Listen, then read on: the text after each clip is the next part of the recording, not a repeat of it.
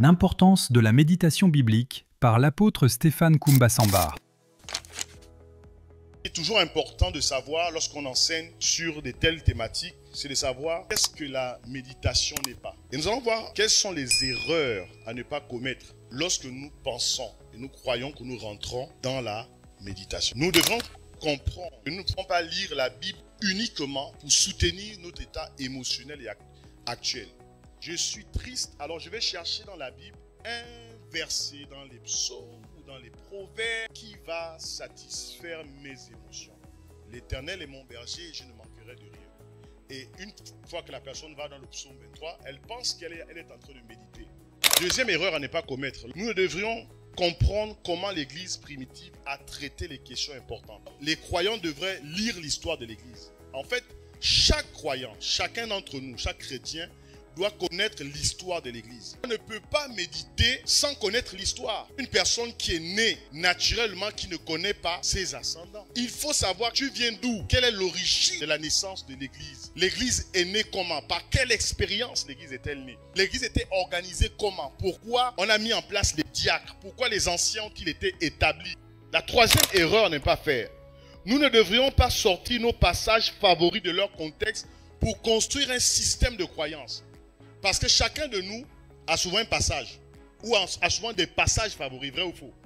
Parfois même dans la prière, même si le sujet, la ligne de bataille, n'impose pas le texte, là, ce passage-là, tu vas quand même l'introduire à l'intérieur. Et parfois, nous allons faire une interprétation exégétique de ce que le texte ne dit pas. Nous allons prendre le texte, nous allons prendre la pensée et sortir cette pensée de son contexte et commencer à enseigner ça pour construire une croyance.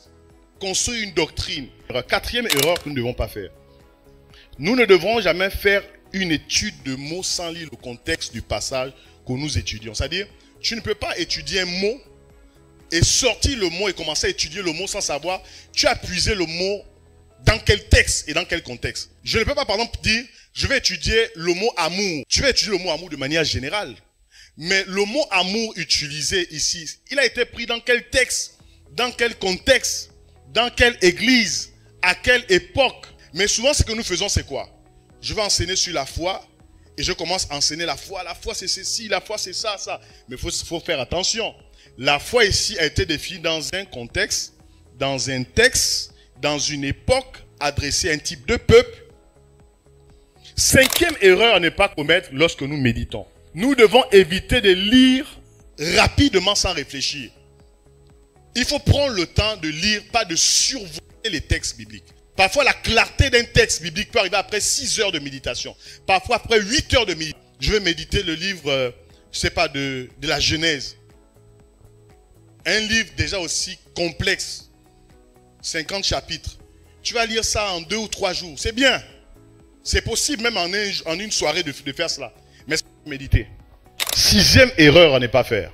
Nous devons toujours essayer de comprendre, lorsque nous méditons, le contexte historique, l'intention originale de l'auteur concernant le livre biblique que nous étudions. Vous ne pouvez pas, par exemple, étudier le livre d'Esther sans comprendre Esther. Tu ne peux pas faire une étude du livre de Ruth, par exemple, sans connaître l'histoire de Ruth. Tu rentres dans le livre de Ruth, tu ne sais même pas Ruth provient d'où. Elle est moabite. D'où proviennent les moabites? Qui est le premier moabite? L'étude d'un livre de la Bible nécessite de connaître aussi l'auteur du livre.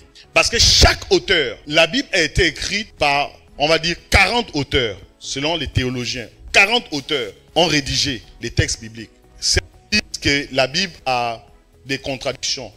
Moi, je suis contre cela. Parce qu'en théologie, il y a le principe qu'on appelle l'inhérence de la parole de Dieu. C'est-à-dire que la Bible ne contient pas d'erreur.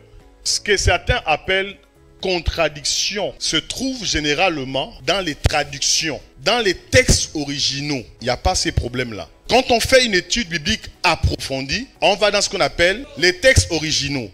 C'est pourquoi même la version de la Bible avec laquelle tu médites est importante. Si j'étudie par exemple Israël, je dois connaître l'histoire du peuple d'Israël. Généralement, les gens qui méditent, c'est des gens qui sont très forts dans l'histoire. C'est pourquoi un enseignant de la parole de Dieu ou une enseignante de la parole de Dieu, c'est quelqu'un qui est calé dans l'histoire. Quelqu'un qui n'aime pas l'histoire. Il y a des gens même à l'école, histoire 2. Parce qu'ils n'étudient pas. Une personne qui a du mal à méditer est une personne qui a d'abord du mal à la base à lire. Avant d'abord d'aller même à la méditation, est-ce que tu aimes lire? Quelqu'un disait que pour cacher une chose aux Africains, il faut mettre ça dans les livres. Parce que l'un des problèmes que nous avons, c'est que nous n'aimons pas lire. Septième erreur que nous ne devons pas commettre lorsque nous méditons, nous devrons lire le mot avec le prisme hébraïque. Vous savez, quand nous faisons de la méditation de la Bible a été écrite dans une culture. La culture de base du texte biblique, c'est la culture hébraïque. Donc on doit comprendre, quoique maintenant la parole de Dieu est accessible aux nations, mais nous devons comprendre Israël, nous devons comprendre.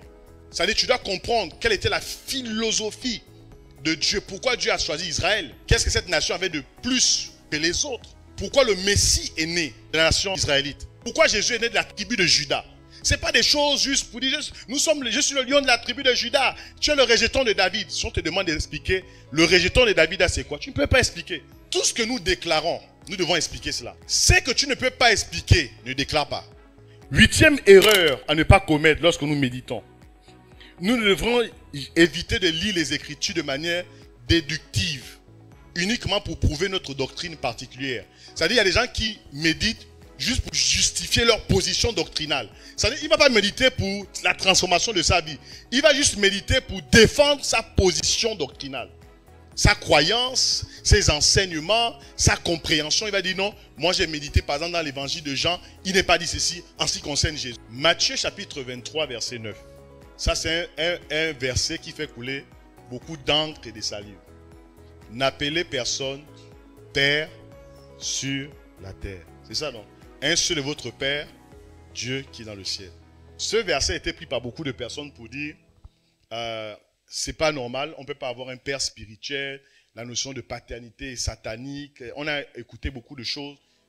Mais le problème encore là, c'est que les gens ne méditent pas. Si on appelle personne père sur la terre, je sors d'abord du texte avant de prendre le texte dans le contexte. Si on appelle personne père, pourquoi nos pères naturels on les appelle pères? Normalement, si on doit rester strict sur la parole de Jésus, n'appelez personne père.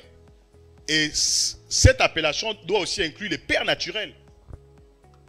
Pourquoi vous appelez votre père papa? Ça, c'est la première chose. Deuxième chose en ce qui concerne ce texte. Dans Matthieu chapitre 23, verset 9, il faut comprendre, Jésus s'adresse à qui? Vous suivez ici? Il s'adresse aux pharisiens. C'est tout un chapitre où il s'adresse aux pharisiens. Et il s'adresse spécifiquement au Sanhédrin. Vous comprenez? C'était le conseil des Juifs constitué et composé de 71 membres. Dans les 71 membres, le membre le plus important s'appelait le Père. Vous ne savez pas ça? Faites des études. Il y a un membre qu'on appelait le Père. C'était lui qui était le garant des principes, d'accord, qui étaient libérés dans le Sanhédrin. Et Jésus regarde, il dit, mais vous êtes en train de combattre la réalité de la paternité dans le sens où je vous dis que je suis le Fils de Dieu. Et j'ai été envoyé par mon Père. Est-ce que vous comprenez ici? Et quand les disciples ont dit, montre-nous le Père, Jésus a dit, qui m'a vu, a vu le Père. Vous comprenez ici? Les pharisiens ont commencé à faire quoi? À combattre Jésus. Maintenant, il s'adresse à eux. Il va dire plus loin. Vous avez dans le Sanhédrin quelqu'un qu'on appelle le Père. Vous comprenez? Dans les 71 membres, faites des recherches. Il y avait un membre du Sanhédrin qu'on appelait le Père. C'est un peu comme le pape du Sanhédrin. Vous comprenez ici? Lui est appelé le Père. Donc, eux, ils ont rejeté la divinité de Jésus. 1. Ils ont rejeté qu'il était le Fils de Dieu. 2.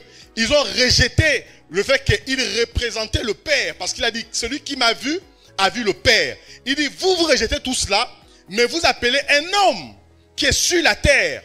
Dans les principes que vous avez bâtis, vous l'appelez comment? Le Père. Maintenant, Jésus dit, un seul est votre Père. Dieu qui est dans les cieux. À Timothée quoi? Il appelle Timothée mon fils, légitime dans la foi. Et Paul dit encore quoi? Il va plus loin en ce qui concerne l'église de Corinthe.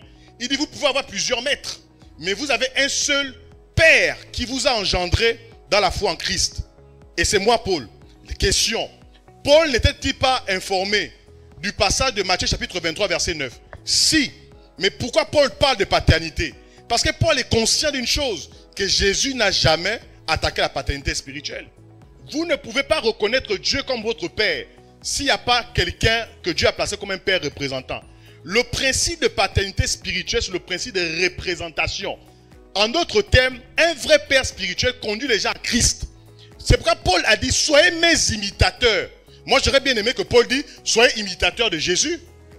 Ça ne vous choque pas? Il dit, soyez mes imitateurs comme je le suis de Christ.